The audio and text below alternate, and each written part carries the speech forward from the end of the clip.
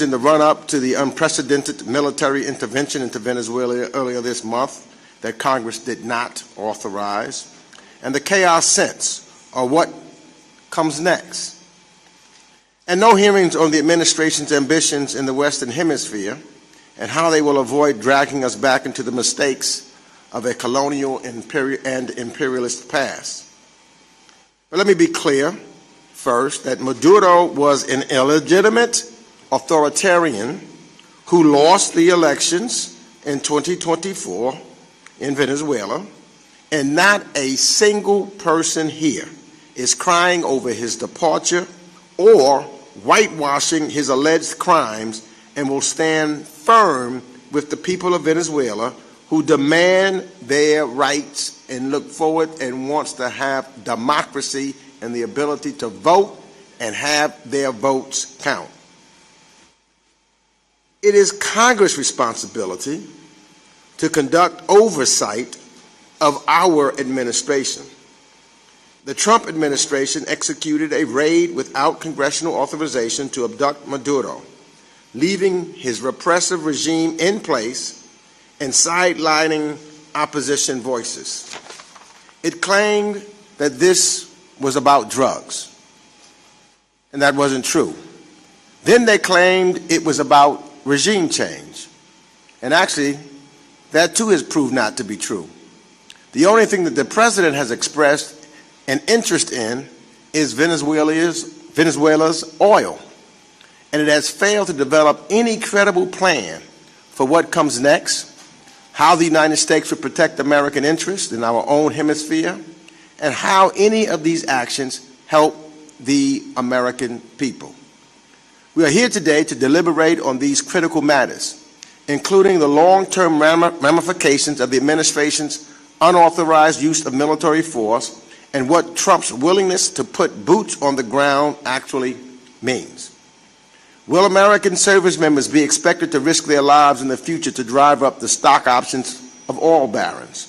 Or what will become of Venezuela's entrenched military, or the many armed groups throughout this country twice the size of Iraq? After decimating the State Department, USAID, and other non-military tools in our arsenal, how will we achieve stability in Venezuela and mitigate spillover risks to our border region, including increased migration and conflict? Now, I've invited and asked Secretary Rubio to come, or anyone else from the administration, to testify so that we could hear from them. Unfortunately, we received a note that they would not attend. As I said earlier, unfortunately, the chair of the House Foreign Affairs Committee has not held one hearing. So we are joined here today by three esteemed witnesses to help us consider these questions. The Honorable Thomas Shannon, former Acting Secretary of State, Undersecretary of State for Political Affairs, U.S. Ambassador to Brazil, and Assistant Secretary of State for Western Hemisphere Affairs. The Honorable Frank Mora, former U.S. Ambassador to the Organization of American States, Deputy Assistant Secretary of Defense for Western Hemisphere Affairs. And the Honorable Bruce Fiducane, Senior Advisor, U.S. Program at the International Crisis Group, and a former Attorney Advisor in the Office of the State Department Legal Advisor. I thank all of you for being here today, and I look forward to your testimony.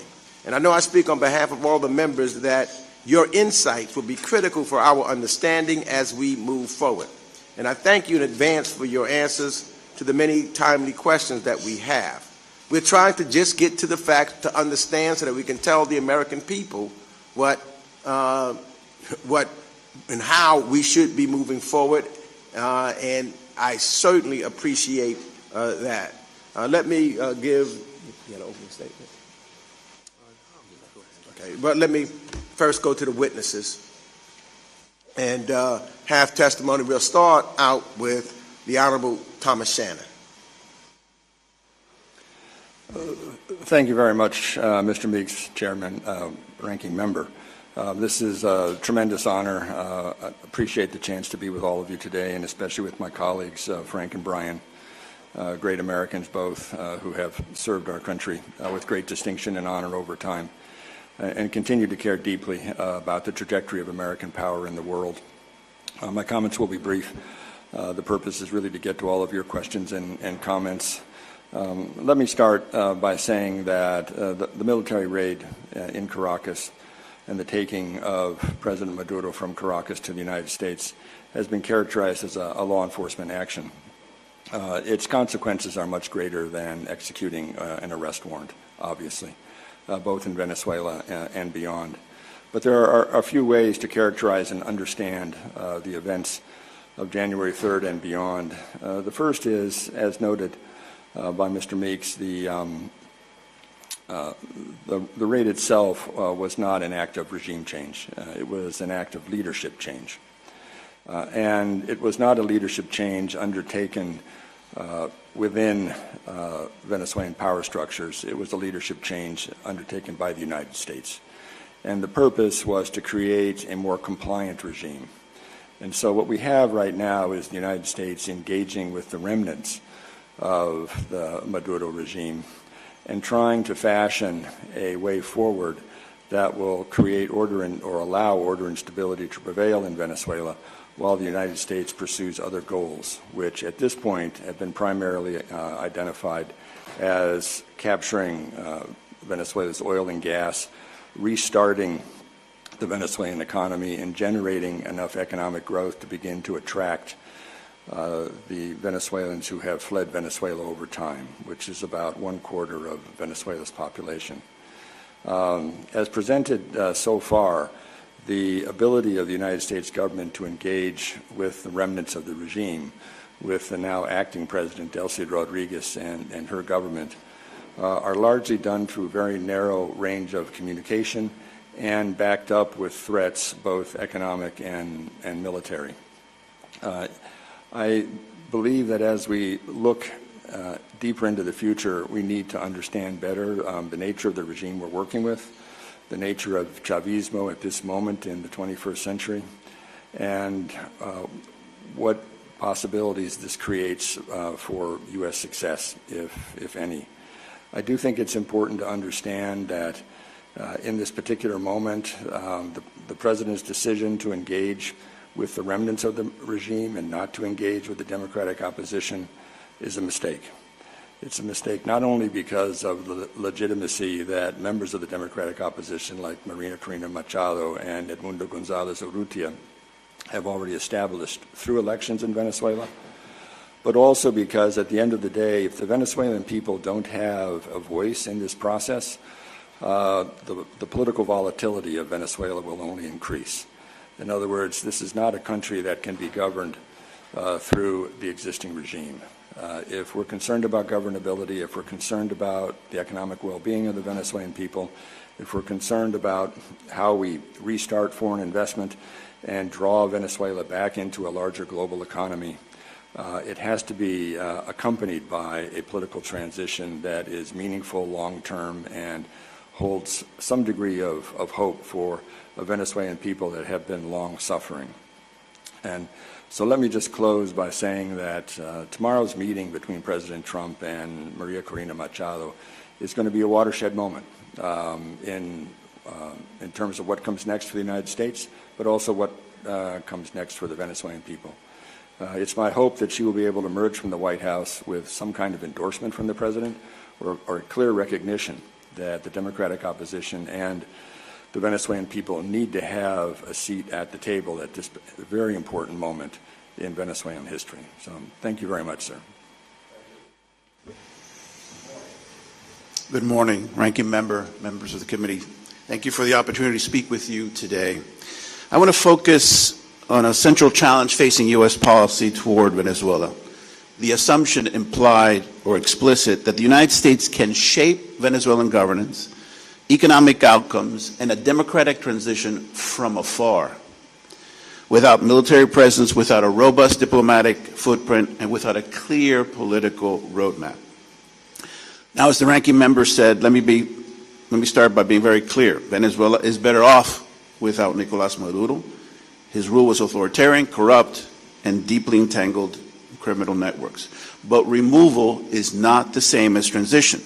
At present, there is no clear or coherent U.S. plan for how Venezuela is to be governed, stabilized, or economically revived in a post-Maduro period.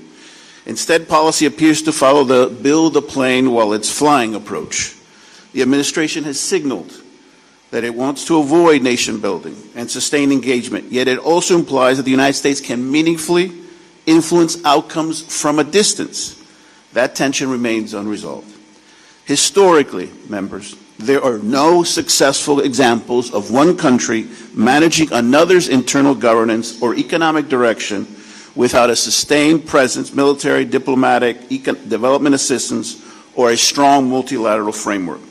Even early in the 20th century, U.S. experiences in the Caribbean are poor precedents, precisely because the U.S. presence in those cases was extensive.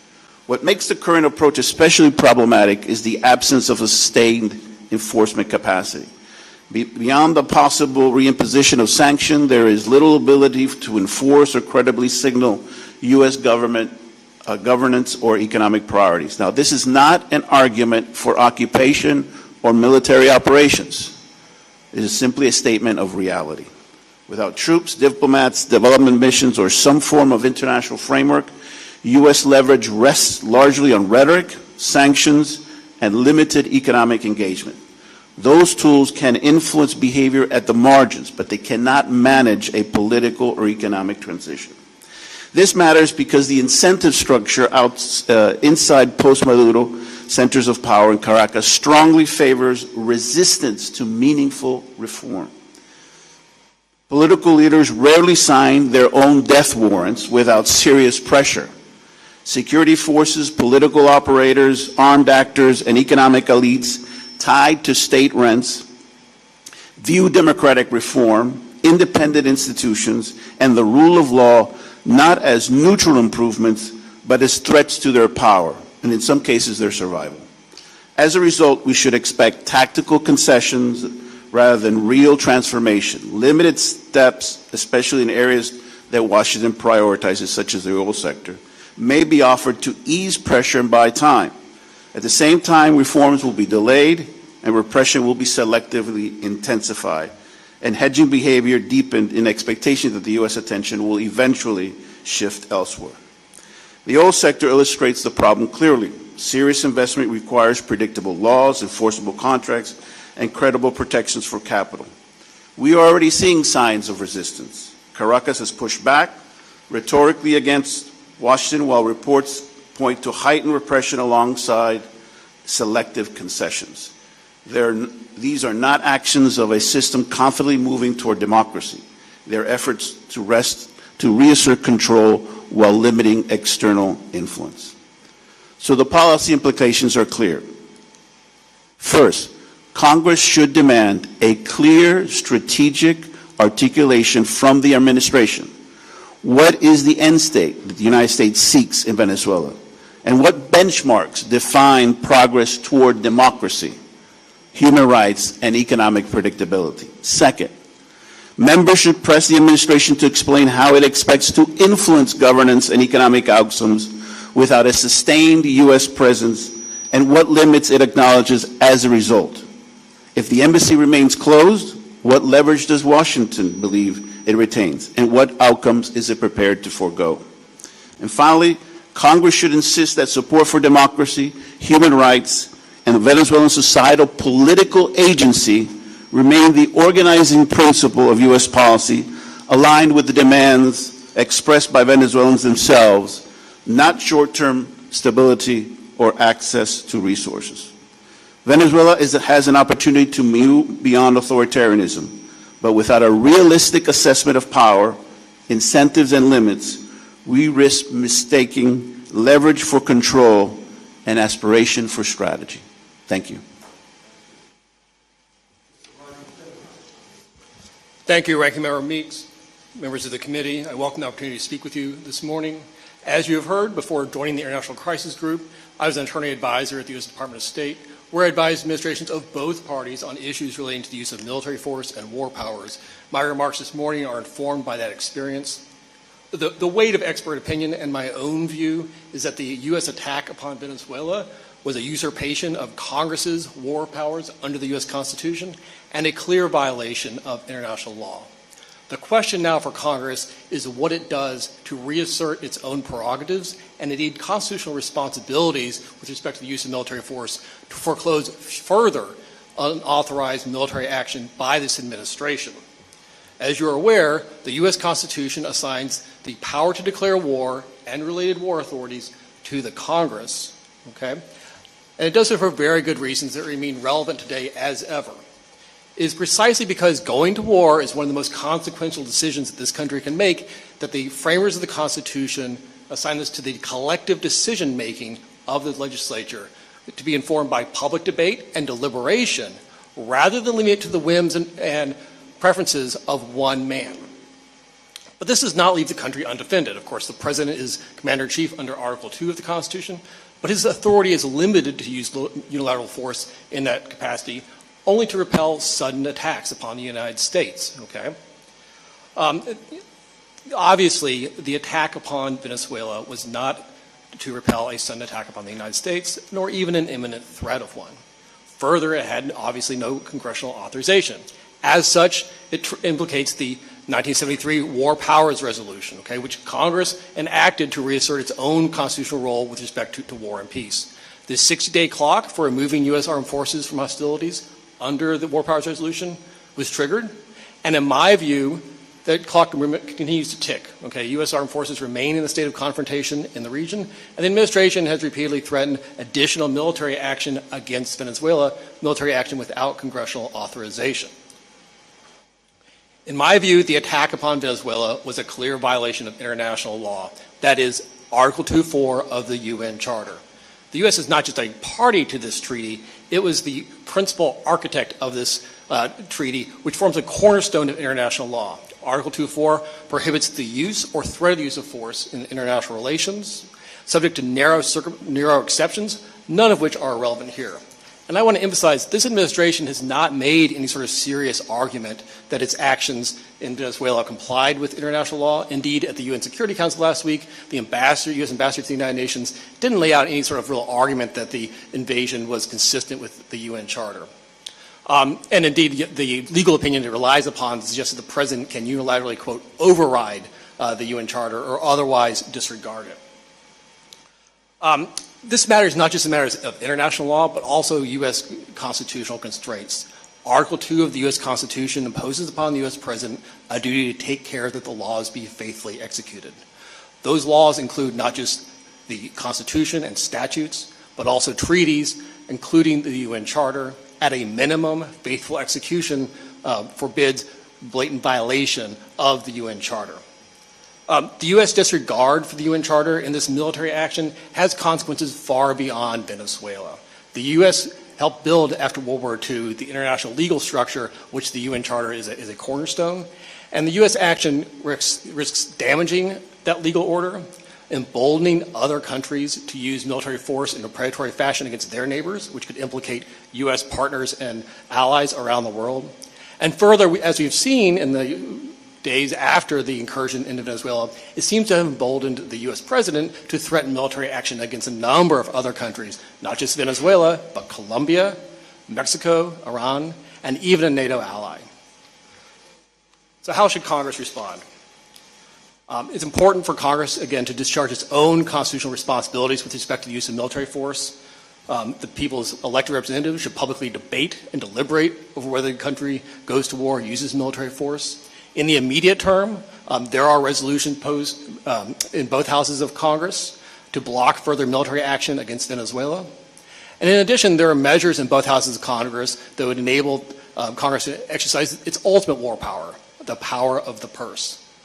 In the longer term, Congress should undertake structural reform of the 1973 War Powers Resolution, including to close supposed loopholes, shorten timelines, and impose automatic funding cutoffs. Thank you very much. Thank you. I'll start out with a few questions, and then I'll go to Mr. Castro, who is the ranking member on the Western Hemisphere Subcommittee. But let me just ask this question. There's been past U.S. interventions that show where military action, absent sustained diplomacy also, can lead to protracted conflict, civilian harm, and regional destabilization. Now, this administration has sharply cut key instruments of U.S. soft power,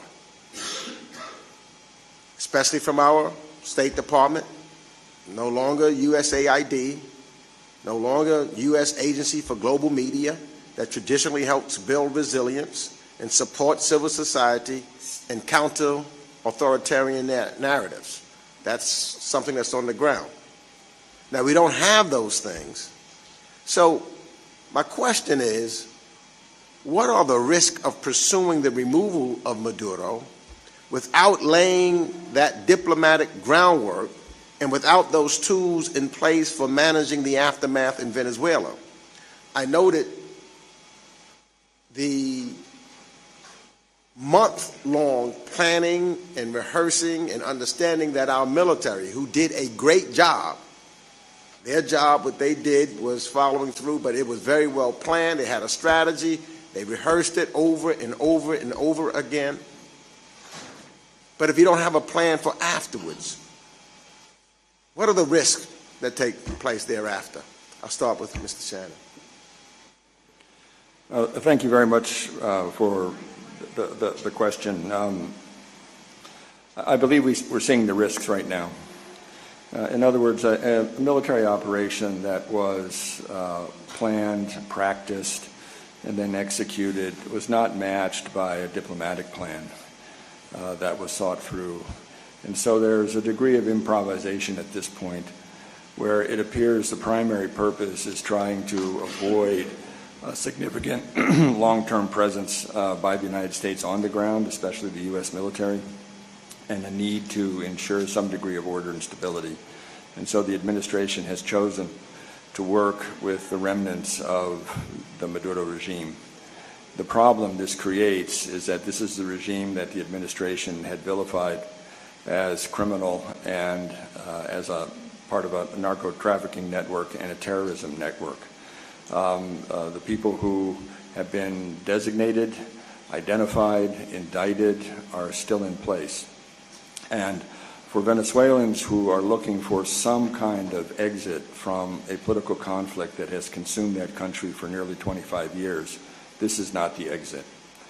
And therefore the administration is going to find itself in a position in a very short term in which it is either locked into a relationship with a regime that is not consonant with U.S. interests, or it's going to have to present some plan for a process of political transition, and it has not been able to articulate that.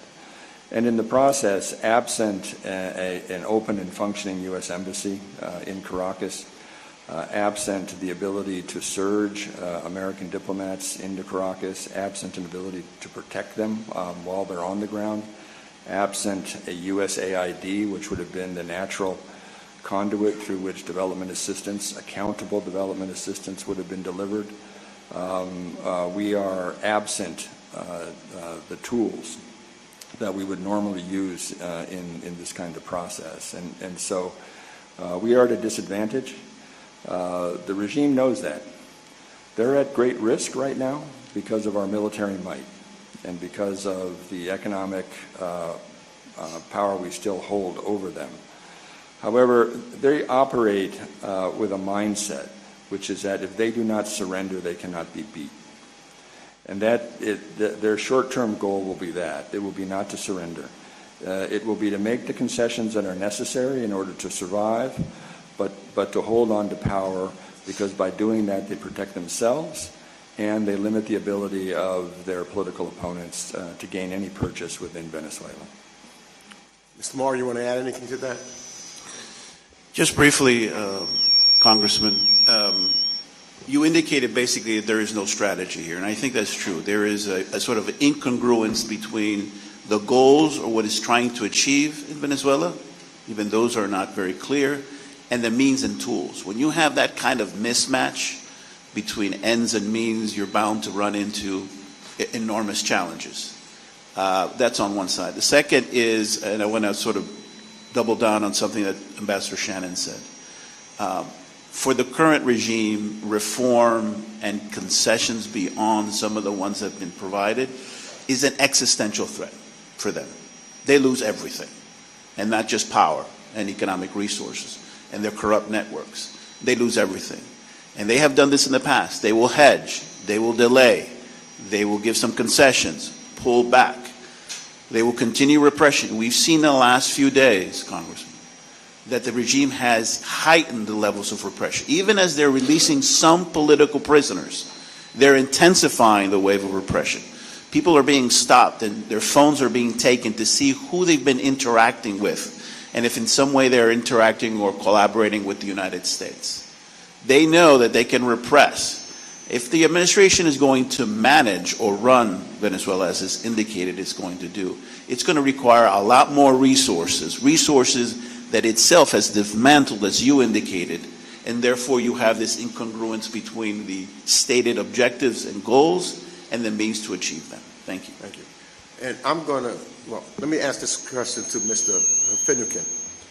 It was recently reported that the United States used a civilian-disguised airplane to carry out strikes against alleged drug boats in the Caribbean.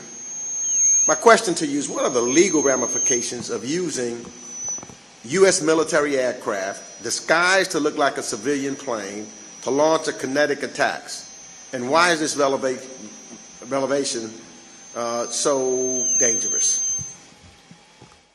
Thank you, Ranking Member.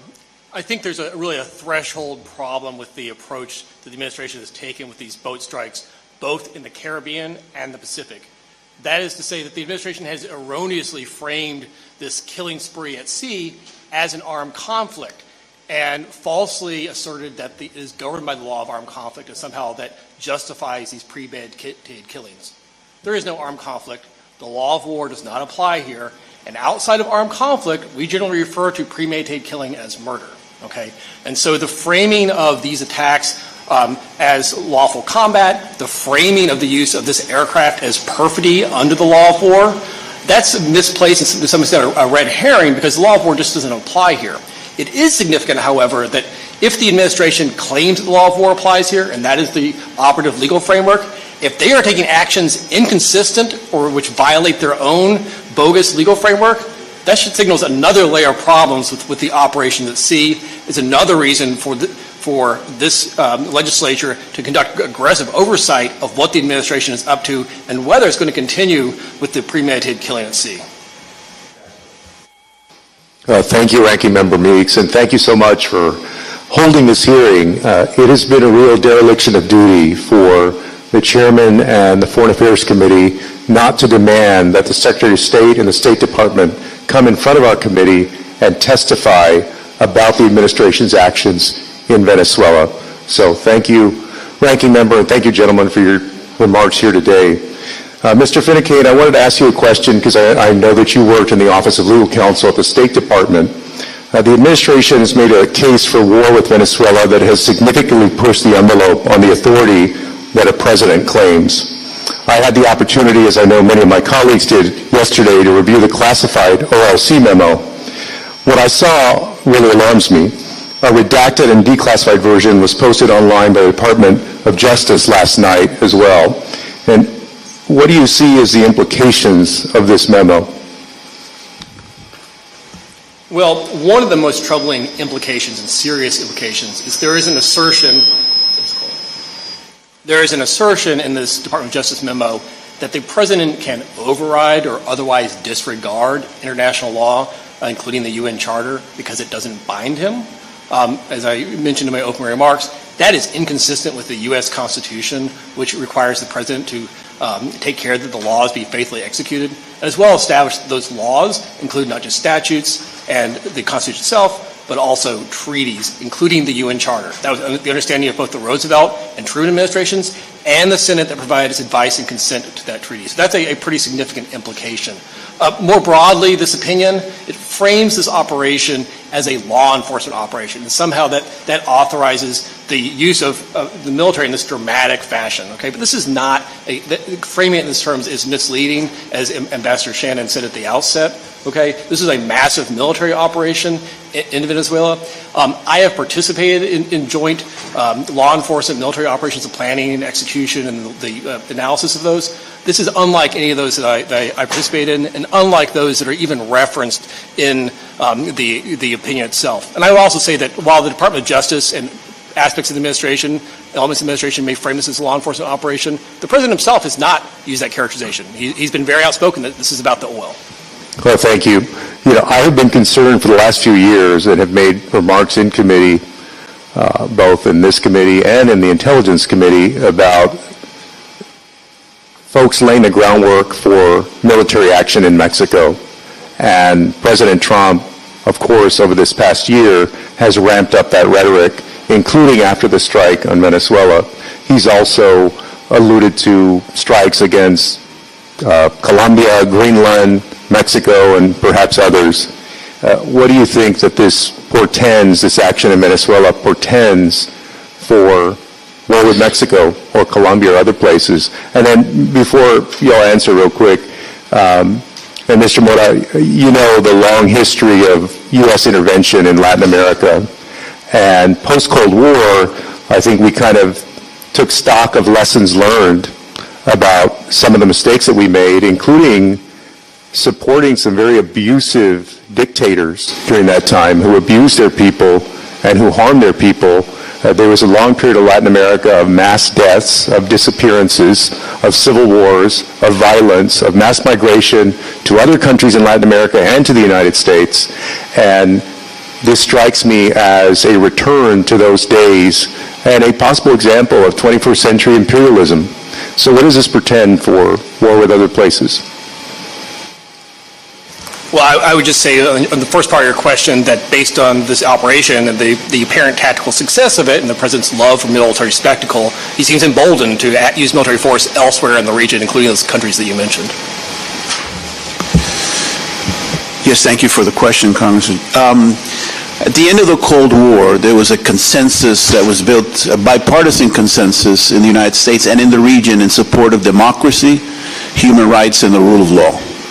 And there were a number of policies and inter-American instruments, like the Inter-American Democratic Charter, that institutionalized that commitment on the part of the region and the United States, bipartisan, to promote democracy, human rights, the rule of law, and markets. Democracy, as you know, has been weakening across the hemisphere. And I think what this administration is doing is, in a sense, trying to institutionalize, if you will, root this idea that our commitment to democracy is no longer a U.S. policy. The national security document makes that very clear, that we are not going to be promoting issues of democracy and human rights in the region. So that gives authoritarian leaders a sense that they might now, for the first time, perhaps in a very long time since the period you talked about, the United States is either willing to support or turn a blind eye to authoritarianism and violations of human rights in the hemisphere. And I think that's being understood loud and clear throughout the region. Thank you. Are you a bank recommend? Thank you, Ranking Member. Oh, yeah. Yeah.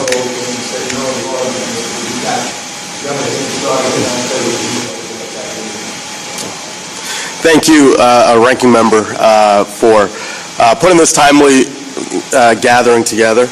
You know, for months, Democrats on the House Foreign Affairs Committee repeatedly called for oversight of U.S. policy towards Venezuela. And yet, once again, Republicans have chosen to abdicate their constitutional responsibility, deferring to the White House instead of defending our oversight authority.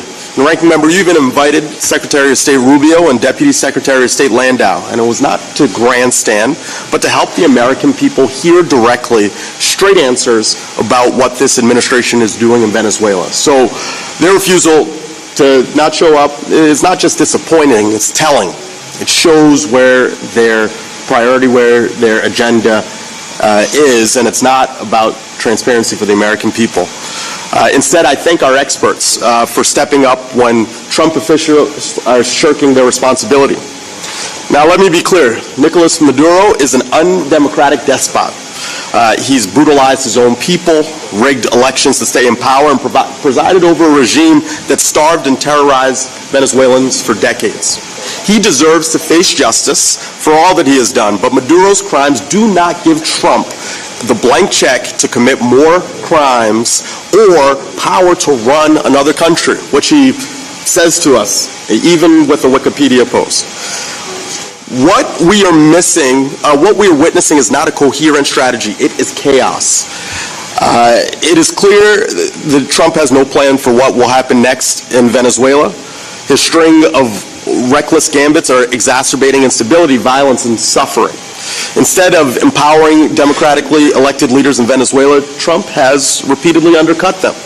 And rather than reinforcing democratic institutions, Trump seems bent on empowering the very cronies who prop up Maduro's rule. This is not strategy. It's spectacle. And so let me restate what I think is obvious to all of us. Venezuela is a sovereign country. Its people deserve self-determination, respect for their democratic aspirations, control of their own resources, and not the theatrics that we see from ex post from the president and all the geopolitical grandstanding that we've become too accustomed to. And yet, Trump has made very clear where he's focused, controlling oil rather than promoting democracy. And time again, he is misleading the American public so that he can enrich his billionaire buddies in the oil industry. He's made it clear. If it were about drugs, as the president has claimed, Trump would not have pardoned former Honduran President Juan Orlando Hernandez, who was convicted of trafficking hundreds of tons of cocaine into the United States. Again and again, his actions betray his stated intentions. Trump is taking a might makes right approach to foreign policy in Venezuela and around the world. But make no mistake, autocrats around the world are watching. When we abandon democratic norms, our principles and constitutional restraints, it does not make America stronger. It makes the world more dangerous. This echoes the same approach Putin uses when talking about Ukraine and that Xi Jinping uses when talking about Taiwan. So, Ambassador Shannon, given the breadth of your experience, what message do you think China and Russia are receiving from the president's actions, specifically the operation in Venezuela, and how does that impact their decisions towards both Taiwan and Ukraine? Thank you very much. It's a great question. It's an important one.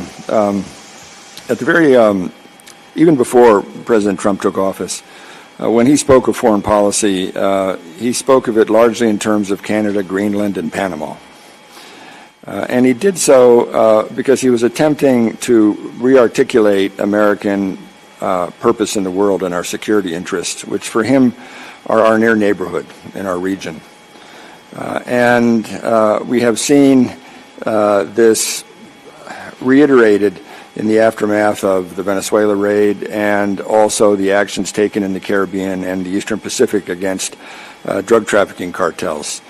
He's intent on showing that the U.S. military is going to be used in our near neighborhood to attack enemies that he believes have an immediate impact on the well-being of American communities. And as he does so, he has also approached both Russia and China as adversaries who have regional interests and ambitions that he believes need to be understood and respected. And in this regard, he is reshaping American foreign policy into one of spheres of interest and influence, as opposed to a global engagement by the United States in building political and economic processes that are designed to promote democracy and generate wealth and distribute wealth through the world, and create a world in which the United States can operate in peacefully and with prosperity. And in so doing, I think both the Chinese and the Russians hear echoes of their own thinking and believe that this is a United States that they're going to be able to work with in terms of affirming their own interests and their own purpose in their so-called spheres of interest and influence. The problem this is going to create for us is that we have overlapping alliances and partnerships that don't accept the sphere of influence view of the world, that don't accept that Russia or China or any other great power should have a degree of control or influence over them just because they're close to Russia or China or distant from the United States. In fact, one of the attractions that the United States has held for many countries around the world is that we provide not only support for political autonomy and for the political independence of these nations, but we also, through our economy, through our trade, through our investment, give them an opportunity to leapfrog out of whatever region they happen to be in order to engage with the larger global economy.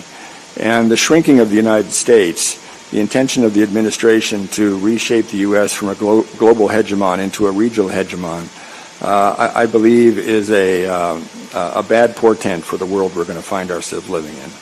So, in summary, more chaos as a result of these actions. With that, I yield back. Thank you, Ranking Member, and thank you for having the hearing, which should have been done with a full committee. I'm concerned that the actions of the new self-proclaimed acting president of Venezuela, President Trump, are built on prevarications and lies. We can talk about, whether Maduro's a bad guy, whether he isn't, but the lies and the evasiveness and the misleading that's being done, not just to Congress, but to the American public, is first and foremost in my mind. This isn't about drugs. It isn't about lethal fentanyl, because it's not coming from Venezuela. It's not about cocaine coming here. Most of it is headed to North Africa and then to Europe, where the cost of cocaine is $80,000 a kilogram versus $28,000 here. The incentive is to push that to Europe. It's certainly not about drugs when he pardons a drug dealer like Juan Orlando Hernandez, who's convicted of 400 tons of cocaine. And it's not about the boats that are akin to the boats I see outside of Cape Cod, recreational boats, 30, 35 feet. That's what they're targeting. And these are extrajudicial killings that are occurring there around those boats. I got to see the video of the second strike. The American public should see the video of the second strike. Every other primary video has been released. There's no security interest that prevents the American public from seeing. Again, misleading the American public about the actions that are there. They said it wasn't about regime change. They lied to this Congress time and time again, saying this isn't about regime change. All the while, months in planning, to the detail of a replica building where Maduro was living, so they could plan the extraction and the military action, yes, military action, taking him out of there. There's no consent to go in there. There's no self-defense factor. There's no authorization from the Security Council of the UN. Indeed, they're moving forward. And what I'm worried about now, with 20% of our military assets parked outside this area, where we're losing soldiers who have been killed in the Middle East, redeployed there and sitting there at a cost that they won't even share with the American public or even this Congress of doing that. My concern is, what's the next step here? And what I want to ask you is, with your background, I'm really concerned. We're moving in an embassy there. We're going to have to secure that embassy with American military protection and State Department protection. We're going to be dealing with a government where we're not on the ground, and yet I want all of you, just jump in whenever you can. I am so concerned about our troops having to be deployed there, because this is a tinderbox that's occurring there. You've got internally, you've had this before the Americans came in. You've got a tinderbox where you have three major groups at least there. You have the Ministry of the Interior, who has his own militia and is very popular politically in that regard, has violent background. You have the Minister of Defense, and then you have the vice president, now acting president, well, other acting presidents, I guess we have two now, that are there, and one of them has $25 million on their head. They're plotting, they're moving. If there's any kind of interaction there, which is almost predictable, how is the U.S. going to come in and intervene without troops on the ground, without risking our young men and women in the military? What's that threat that they're internally, that we're not doing anything to plan for? Thank you, Congressman. You're right. There are multiple armed groups, some of them aligned with the regime and others that are not aligned with the regime, engaged in economic activities, engaged in just illicit mining, for example, protection money, etc. So these groups don't have loyalty oftentimes to any single political group or political center. And if there is, and I said if, there is a collapse of that regime, if that regime decides to break down and loses control over at least urban areas, you could very well see in a scenario, worst case scenario, a kind of civil war or civil conflict among these different armed groups, not for any ideology, I would say, but really for control of territory, control of resources, etc. And as I indicated in my remarks, in my statement, the regime is trying to do everything possible to try to get the president to forget about Venezuela. Perhaps the calculation is if we give them something along the lines of the petroleum industry, that will be enough for the president to declare victory, and we can hedge, we can delay, and ultimately stay in power.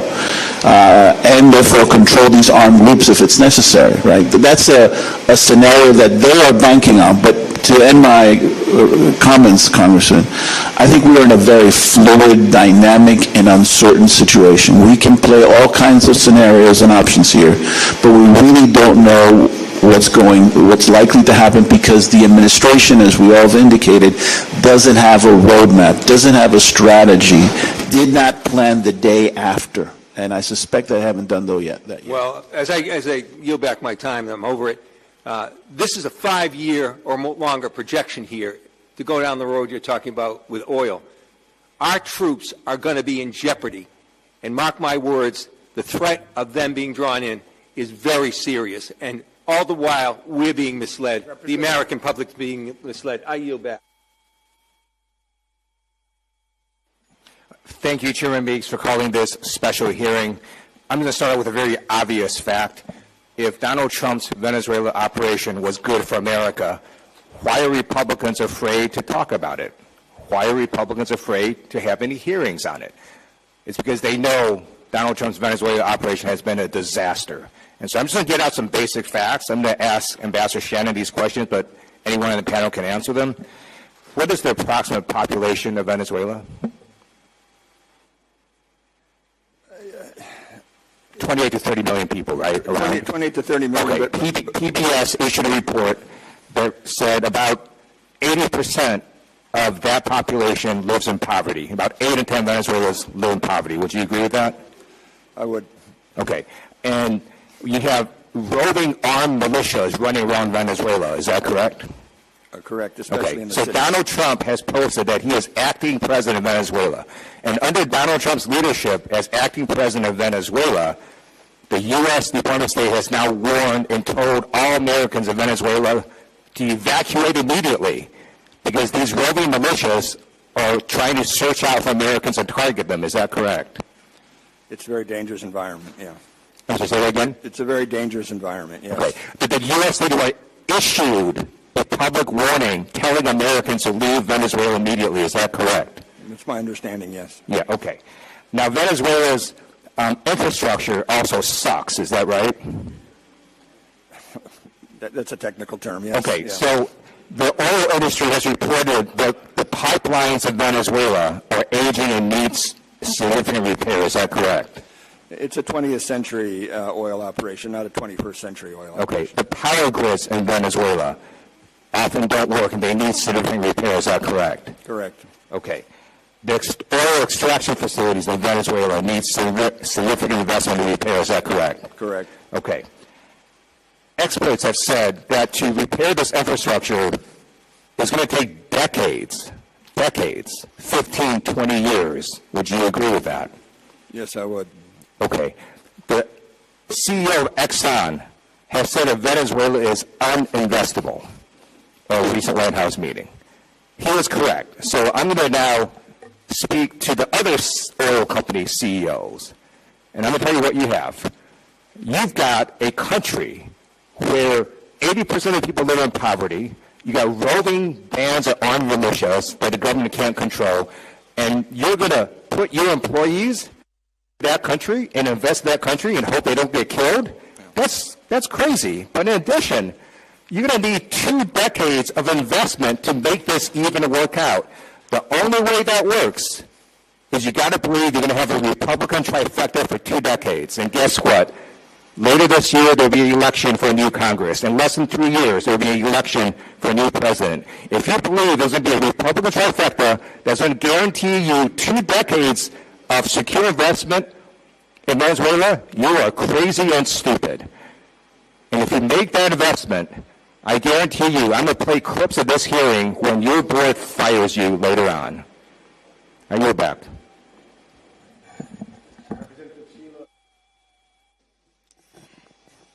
Thank you so much for having this hearing, Ranking Member. And I represent South Florida.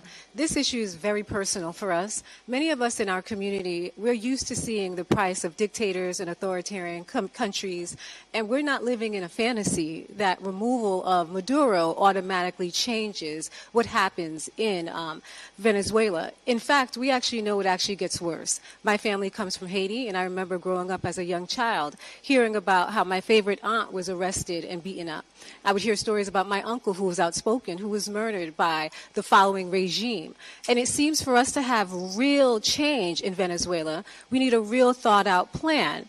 And I haven't seen a thought-out plan, which we talked about, but also not living in the fantasy. We know that this commitment is going to take more than 5 to 10 years. It can actually take decades. And if it is not done correctly, we could be looking at a country that is another failed state and that the narco traffickers actually grow. So I wanted to dive into what is the state of play right now in Venezuela. Who is on the ground? What are some of the organizations who are there?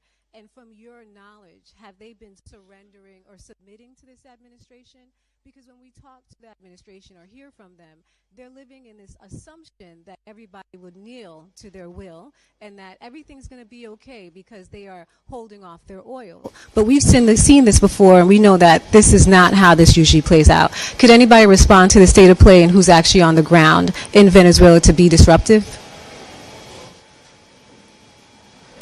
Well, thank you very much. I'm very happy to start the responses. There are very few people on the ground. The U.S. government is not on the ground. Absent Chevron, there are no U.S. oil companies on the ground. I don't believe there are any U.S. oil service providers on the ground at this point in time. And there are, there are some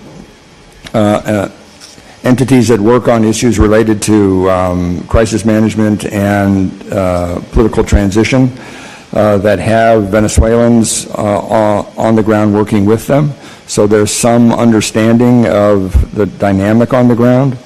But the truth of the matter is, aside from the few diplomatic missions that are still present in Caracas, there is no structure to engage with the Venezuelan government, engage with the democratic opposition, engage with the business community, engage with civil society to understand the context in which we're operating right now or what comes next.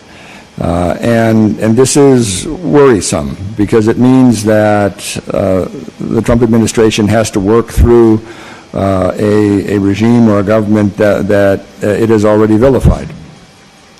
And the question is, how can you undertake and manage any kind of political transition? I understand the real anguish of your constituents. Up to 1/4 of Venezuela has fled the country. and is living either in the United States, in Colombia, in Panama, in Spain, or beyond. And many are waiting for an opportunity to return, but they want that opportunity to be secure, and they want to have a chance not only to live freely and democratically, but also to prosper. We don't have a transition plan that points in that direction at this moment. Approximately how many years do you think that it would take to have a successful Venezuela? And I ask this because you're right. Everybody who left Venezuela has this dream of going home, just like my parents and my family has. And they've had this dream of going home to Haiti now for 50 years. And I've seen many of them pass away, never attaining that dream of going home.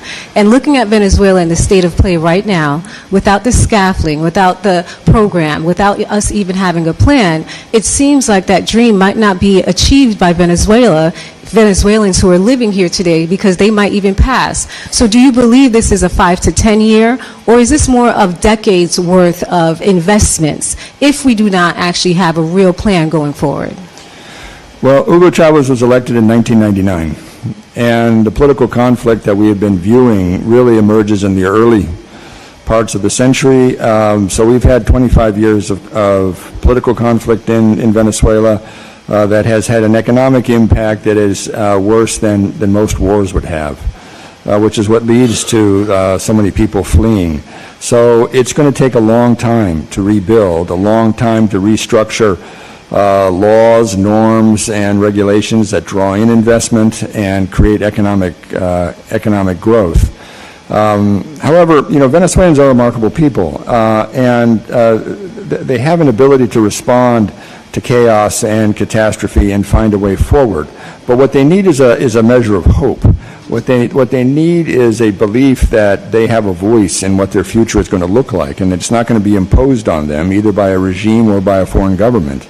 And this is what worries me at this point, because we have not laid out anything that's going to give them hope that they can go back to their country to rebuild it. In other words, I don't think they're waiting for the rebuild to be done, and then they're going to kind of parachute in after 25 years or whatever. I think if they're given an opportunity to begin to rebuild now, they'll go back. But that's what they need. They need a vision.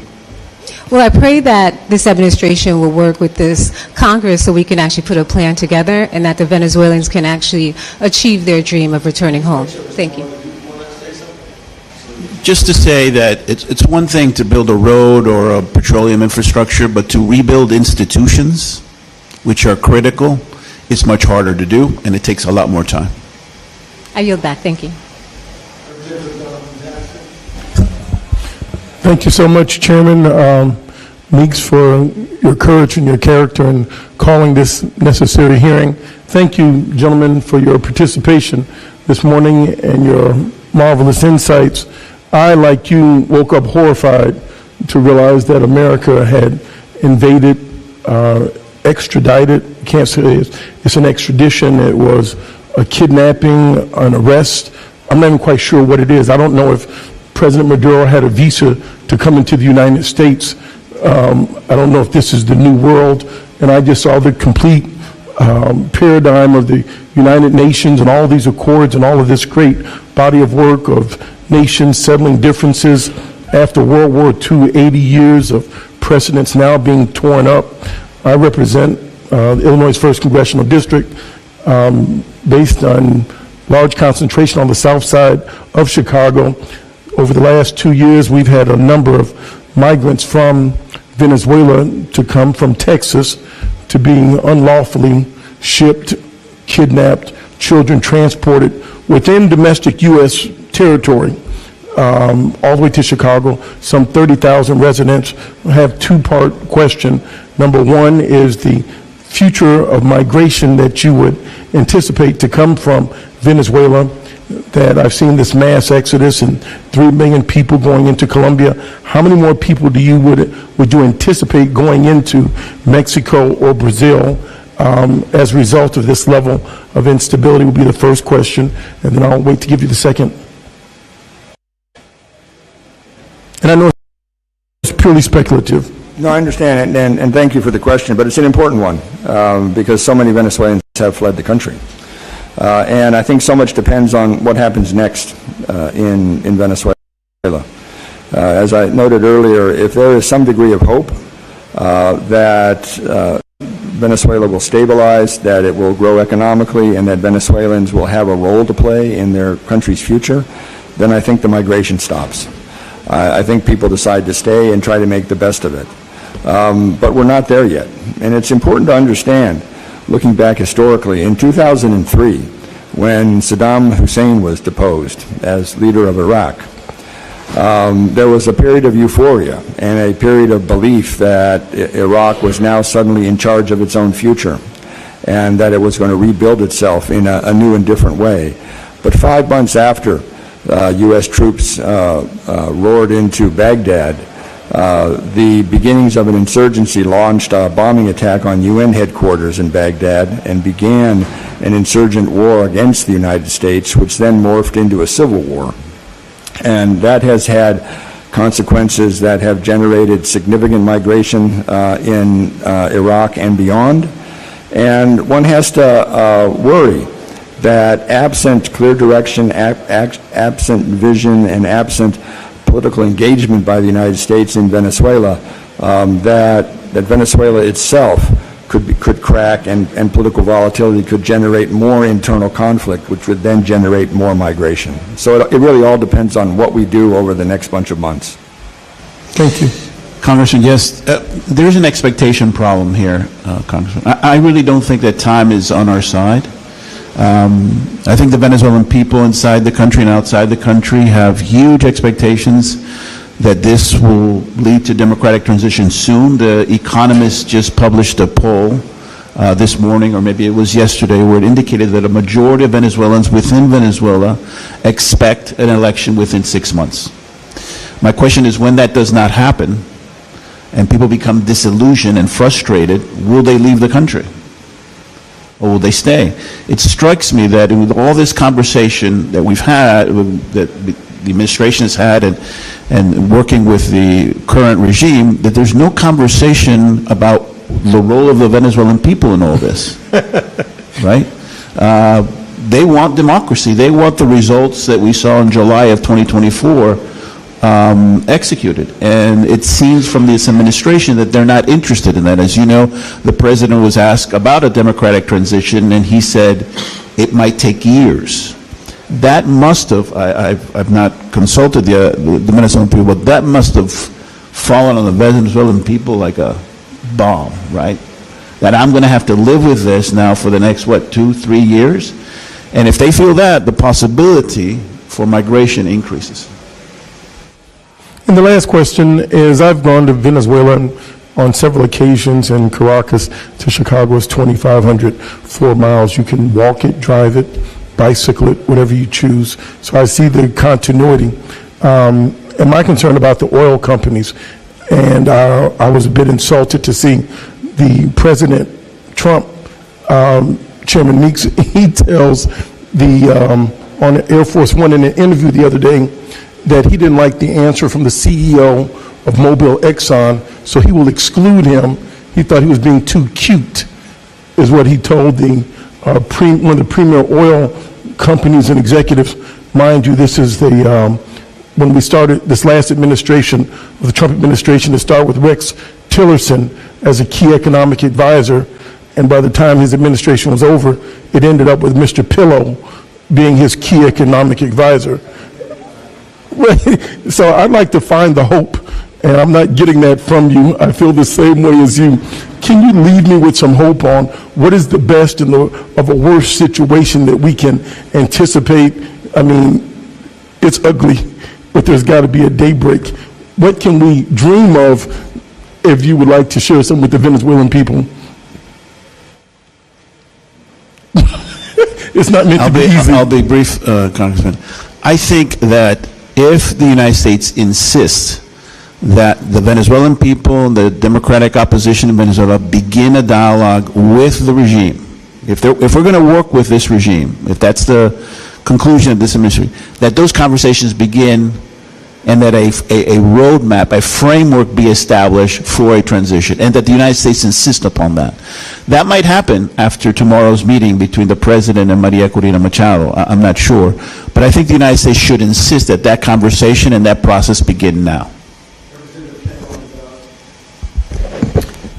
Thank you, Mr. Ranking Member, for convening this meeting and doing the oversight that Republicans refuse to do. It is so important that we continue to call out Trump's invasion and takeover of Venezuela for what it is. He is dragging us into a full-throttle imperialist foreign policy where the United States is the malign actor on the world stage. It is disastrous, it is dystopian, it is destabilizing, and the American people need to understand what's at stake if this president is not reeled in. We're talking war, we're talking exploitation, and we could be talking dead Americans. There is a reason why we don't do occupations or colonies, because the history of military interventionism and regime change costs thousands of American lives, trillions of American dollars, and it creates a backlash around the world. We've seen this movie. We know how it ends. We need to write another ending to this script. I have a few questions. Many of them have already been answered, so I appreciate you. Ambassador Mora, earlier you talked about the goals are not clear, but in my mind, I think the goal is crystal clear. In one of his press conferences, the president mentioned oil 27 times, and he never mentioned the word democracy. So can you sort of talk about the challenges, that's putting it nicely, of an oil-first, sort of oil-only foreign policy that we seem to have right now with Venezuela? For any investment, Congresswoman, you need a framework. You need stability. You need predictability. If the country is immersed in chaos and instability, it's very difficult to begin to invest in a country like that. And so there is, again, an incongruence between the stated goal, which is to extract and increase and extract oil and gas from Venezuela, and the institutional infrastructure capacity required to do such a thing over the long term. You cannot disconnect economic growth or development from the political environment. If we disregard or neglect the political context, and there is no democratic transition, there is no stability, then it will be very difficult for Exxon and others to invest. I think, Congressman, the bet that their administration is making, and I want to suggest, I'm speculating, is that with a regime such as the one that's in power now and has been in power for 25 years, that regime can maintain stability, can maintain order, that the United States can work with this regime to ensure that the order that is required to extract resources is necessary. But then our commitment to democracy is clearly... Mr. Finucane, and I'm going to try to get to each of you, so hopefully we can all be cognizant of the time. I too was alarmed by the sheer size of this military operation. I mean, it sounded like to me a full throttle takeover of a country. B, I've been deeply concerned about Tulsi Gabbard's disappearance in all of this. I mean, where is she? We need an APB out on her. And C, incredibly concerned at how DOJ is now maneuvering the charges and what they're like trying to figure out what's going to stick, because I believe they already know this is wrong. So can you just sort of, what does this say about the legitimacy of this entire operation, A, but also given the DOJ's decision to prosecute Maduro on a four-count indictment that excludes the chief justification for this airstrike being the FTO designation? What does it say about the legitimacy of the FTO designation? This administration has cycled through a number of justifications for potential military action in Venezuela, from immigration to supposed fentanyl to the supposed terrorism ties or terrorism status of Maduro and the so-called Cartel de los Soles, and ultimately they landed on the oil marketing. I think the removal of the Cartel de los Soles allegation in the indictment suggests they did not want to try to stand up in court and justify it. And Ms. Ambassador Shannon, final question. Please indulge me, Ranking Member. We on the Foreign Affairs Committee are always trying to thread the needle about diplomacy and why it's important, why people should care. Why should the American people care about what is happening to Venezuela and what we are doing to Venezuela? Well, first, because it has almost an immediate impact here, as noted in terms of migrants fleeing Venezuela, but also in terms of the stability of the Greater Caribbean in this instance, which is our third border and an area of important economic activity for us.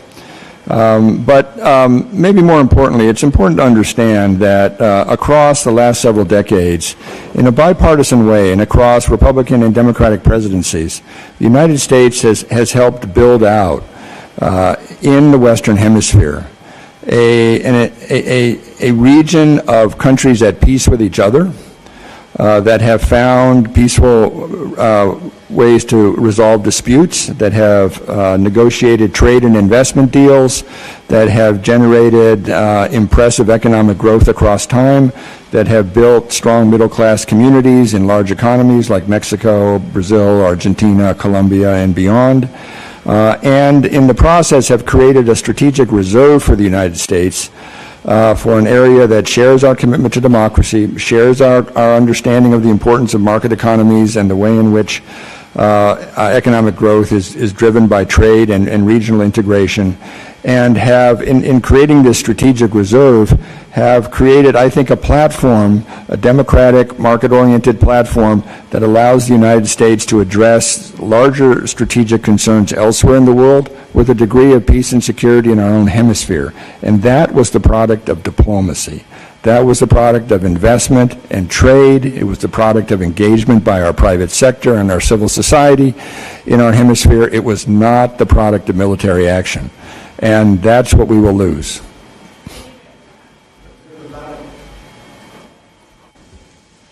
Thank you, Mr. Ranker. And I just want to say, Congressman, that I deeply appreciate that you took the time and that you gentlemen took the time to be here to have this dialogue. I've been in 4 other legislative bodies before my service in the House. I have never seen a committee structure that avoided the major issues that needed to be discussed. We have to discuss Venezuela. We have to discuss Greenland. We have to discuss tariffs. We have to discuss Ukraine. We're not discussing any of those things. So, Mr. Leader, your leadership on this is essential. Gentlemen, I have one question. It's simple, but it's complicated, and I'm asked this question. How much do you think it's going to cost for the American involvement in Venezuela after this action? I have been asked that by people, and I have no way to even begin to put my hands around the price tag. And of course, since we don't know what the actions of the country will be, you don't even know how to cost it out. But whether you're drawing off of our Iraq experience or Afghanistan experience or just your own personal knowledge of what goes into this, what do I tell somebody? What could the price tag be for this American involvement now that the military stuff is over and now that we have to deal with what's left? What do you think? That's a tough one to answer, Congressman. I don't know. It depends, as you indicated, as to what exactly we will be doing. If for some reason there is a breakdown in the social order in Venezuela, will this administration introduce U.S. troops to stabilize Venezuela? That would be very, very costly in many ways. But if the United States refuses to engage in the kind of nation building that we've seen in the past, then the cost will not be as high. I suspect, and I'm speculating, Congressman, that this administration wants to do nation building on the cheap.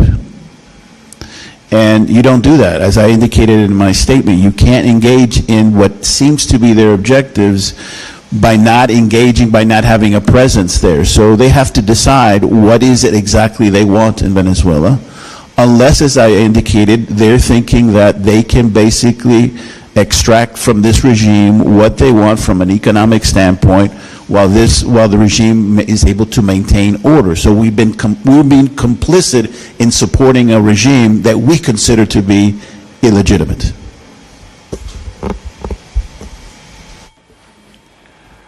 I can't put a number on it, but I would just refer you to Afghanistan and Iraq. And although we don't currently have troops on the ground and we don't have the structures in place that we attempted to build in Afghanistan and Iraq, we might find ourselves driven in this direction. And so that's an outer boundary. The inner boundary depends on the president himself. As he describes what he seeks to do in Venezuela, it's almost an image of the East India Trading Company, which the British used to run India, which was not the crown itself. It was a joint stock operation, but it had its own army, it had its own governance structures. But I don't think we'll be successful in that because we won't have the support of the region in building this out, and we won't have the kind of control that the British had in South Asia at the time. So I'm sorry I can't give you an exact number, but you can tell your constituents that their grandchildren will be paying for it. Congressman, if I could, as the ambassadors have said, it really depends on what the administration has in mind, but just to give you a scale of the challenge, even if the administration is exclusively focused on the oil sector, this is a statistic I got yesterday. This is a statistic I got yesterday from doing a briefing with an expert on Venezuela's oil sector. And what she said is that to get back to peak production, 3.1 million barrels, it would take 10 years and $100 billion. That's focused solely on oil.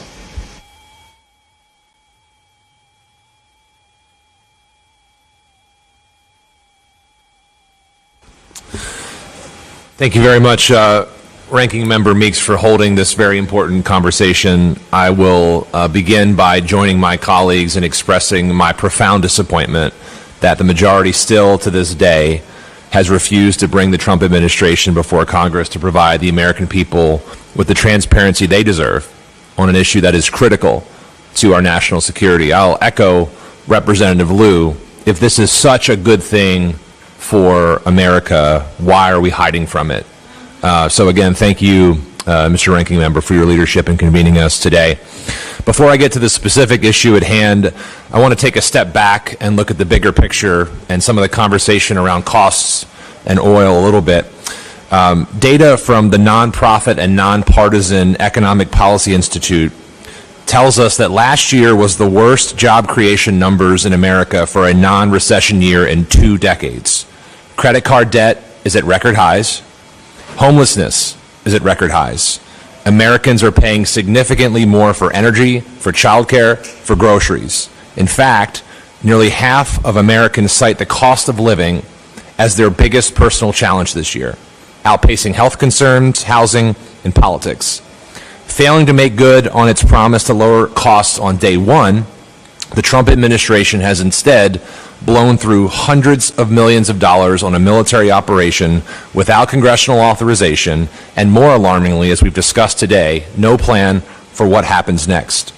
Even before the capture of Maduro, reports indicate that the naval blockade of Venezuela alone has already cost American taxpayers roughly $700 million, and that tab grows by about $9 million every single day. That $700 million could have been used to provide a year of food assistance for nearly 350,000 Americans, annual rental assistance and services for more than 80,000 American veterans, annual comprehensive Medicaid-style health care coverage for nearly 90,000 Americans. So my question to start to Ambassador Shannon and Mora, I'm just curious first how this spending compares to humanitarian and development work USAID and the State Department historically have done in Venezuela. And can you talk about why the State Department's and USAID's work in Venezuela and its work around supporting civil society and democracy has been so cost effective?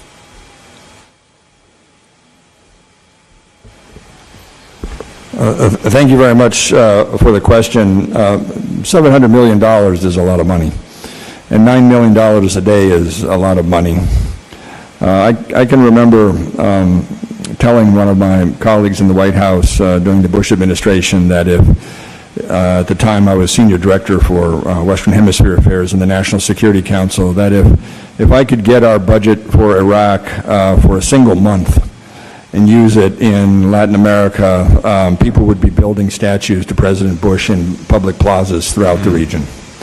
And I can tell you that if this kind of money were used to teach people English, to give them trade skills, to get jobs, to provide potable water, to ensure mother and child health, to address any of the immediate and necessary development needs that the United States has been addressing across decades, the political impact would be significant, and we wouldn't need military interventions. That's more. I think it will be more expensive in the long term, depending on what the administration decides to do, Congressman. Because in many ways, as the ranking member and others have said, we have dismantled all our many of our tools like USAID and others who could have been very helpful now in Venezuela in helping to reconstruct, provide technical assistance, institutional support. We do not have that tool. So I'm not sure how the president plans to, he says, rebuild Venezuela. How is he going to actually manage the finances of Venezuela? The State Department, as you know, has lost about 1,300 members. So, again, there is a disconnect between what the president is seeking to do, apparently, and our ability to do it because of policies taken by this administration to dismantle our soft power tools as well as some of our development tools. Really powerful responses there. Thank you both for that. Just really incredible the ways in which we've missed opportunities through other means to better utilize that money, not just in Venezuela, but throughout the world, and also the ways in which we are ignoring the needs of the American people in the process, too. So I really appreciate your presence and your response here. And with that, Mr. Chairman, I yield back. Thank you very much, Mr. Chairman, for holding this hearing. And I think we all lament that the full committee of which we are members of has not sought to thus far provide the oversight that this committee is supposed to on all things that involve foreign relations with our country. Thank you, our panel here. I don't want to retread ground that's already been covered. I mean, we all agree that Maduro was bad news, and thankful that the U.S. military, with their expertise, were able to remove this guy and his wife, but still the regime is there, and still what we've learned is that it wasn't about drugs and it wasn't about regime change, but it's about oil.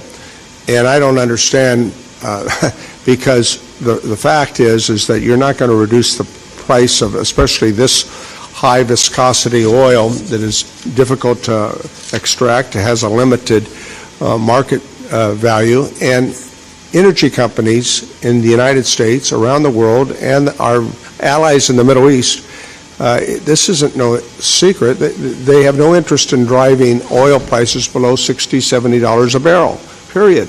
There's no profit motive once you do that. And I know from my folks out in California, Chevron, they who have the biggest tentacles here in Venezuela, have had all sorts of issues and loss of money along with Exxon. And I can guarantee you they're not going to be willing to make the investment without certain guarantees by this administration and this president that ultimately is going to involve security, a lot of money, and putting risk of American lives. That's the bottom line, if this policy is to be pursued. But I don't think it's clear, and that's why this oversight is so important, what the policy direction is by this president, whether we're talking about Venezuela, whether we're talking about the Middle East, whether we're talking about Ukraine. Why? Because he's acknowledged it on several occasions. He's operating on instinct. Well, I don't know where in the hell instinct falls in line in terms of a coordinated, thoughtful, reflective foreign policy that involves the best interests of our country as well as our allies. And that clearly is what's lacking. There is no plan. There's no plan. It's improvised day to day based upon what shiny object he can detour, based upon how he perceives the political world he's living in. That's the bottom line. So let me ask you, under lessons learned, I spent a lot of time with some of my colleagues with our involvement in Iraq and Afghanistan, and I think there's a lot of lessons to be learned there in terms of commitments. Ambassador Brimmer was given a lot of money to walk around, we so say, and we know where that led. I spent time with Ambassador Crocker during that whole challenging times in trying to figure out how we were going to make a democracy out of a country that had no history of democratic institutions. Where do you see this going here without a plan in Venezuela? What are the lessons learned from our previous involvements in the Middle East, that breaking things up are easy to do, but trying to fix things and promote democracy and human rights and the values we share are far more difficult?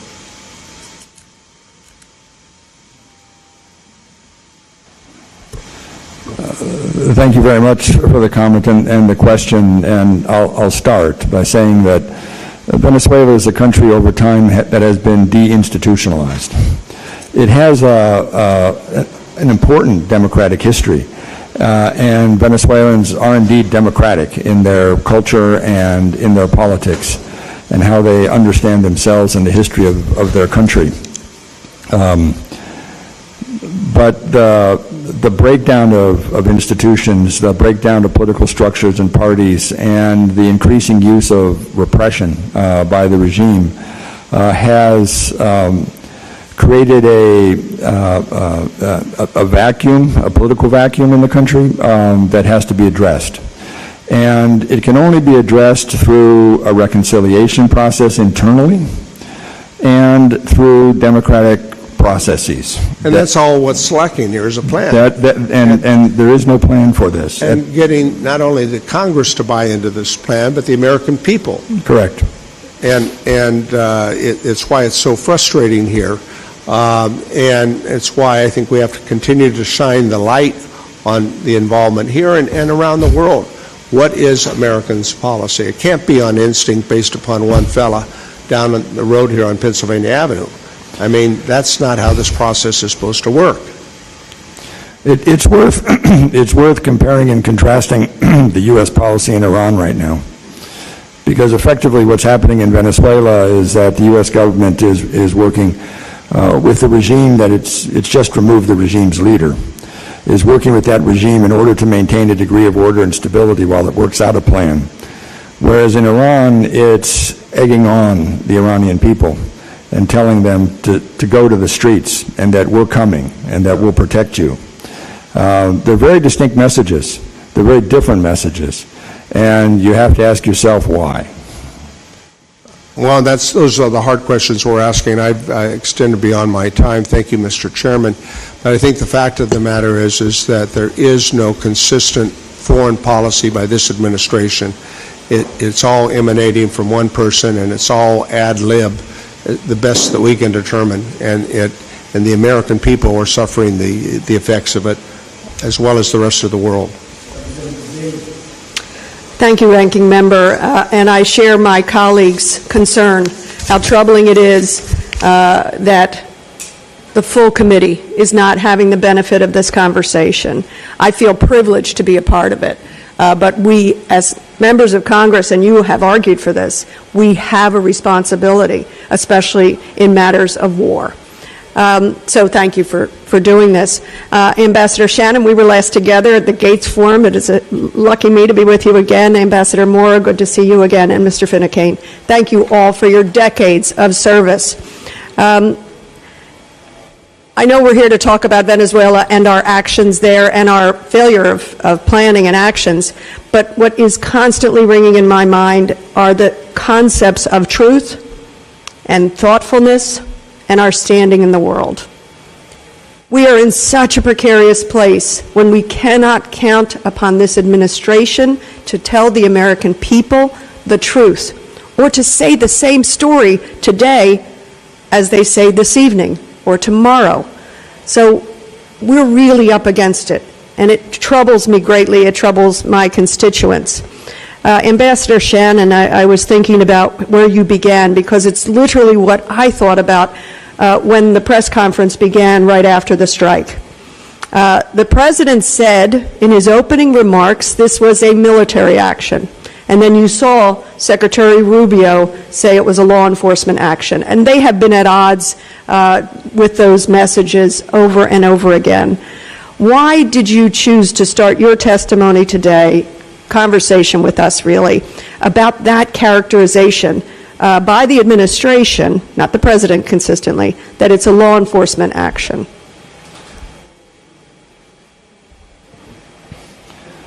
Well, it's great to see you again. Thank you very much, and thank you for the question. I did so because Venezuela has been a political live wire for quite a while. It's been a source of debate within the U.S. body politic, within the U.S. Congress, within the U.S. administration for many years, and it has all revolved around democracy in Venezuela, protection of human rights, and respect for the rules and norms and regulations necessary for successful investment in Venezuela. And the degree to which we could work with Nicolas Maduro and his governmental regime in order to accomplish purposes and address political conflict inside of Venezuela. And when we move against a leader like that, when we take a dramatic military action that has the potential to break open the political stasis that Venezuela had found itself in and actually begin to move towards some kind of solution, for us then to pretend that this wasn't an unusual and dramatic military action, that it didn't have a profound political impact in Venezuela and beyond, but was just picking up a criminal somewhere where we happened to find him, I found was disingenuous, to say the least. And it did not share with the American people the opportunity of the moment, which was how do we harness the energy and the intent of the Venezuelan people to allow them to reshape their country in a way that would benefit us. Instead, we're stuck in a moment in which we are working with the very same people we just attacked. And of course, those frameworks have never been discussed with the American people, let alone Congress. The administration has never brought that level of thoughtfulness, preparation, planning the next day to this. Ambassador Morrow, and I think I really want to pose this to all of you. You mentioned the incongruence between the stated purpose and actual underlying apparent purposes. And I think about Mr. Finucane, your talk, your understanding of what is legal and what is not. And thank you for raising those issues to us. We have a very important role to play. Maybe I'll say this to all of you. If you were inside this administration, based on your decades of experience, and I'm saying you're in this administration with what we know about their ambitions and their planning and their thoughtfulness or their lack of it or their attention, what would you do to persuade them? And we'll just stay here because we could talk about Iran, we could talk about Greenland, we could talk about USAID. What would you do at this moment to persuade this administration to take a different course? As Ambassador Shannon indicated, Congresswoman, and thank you for your important question, what happens in Venezuela has regional implications, right? We cannot contain crisis in Venezuela just within Venezuela. It can spill over, it has spilled over. And so we need to be thinking, something that we've not talked about is how do we work with our regional partners to gain their support for a democratic Venezuela. And the second thing I would say, Congresswoman, is, as I said earlier, we need to think about how do we empower and we embolden the Venezuelan people so that they have agency, so that they have a role to play in their future and their destiny. We cannot dismiss the opposition. We can't say they're not ready for prime time.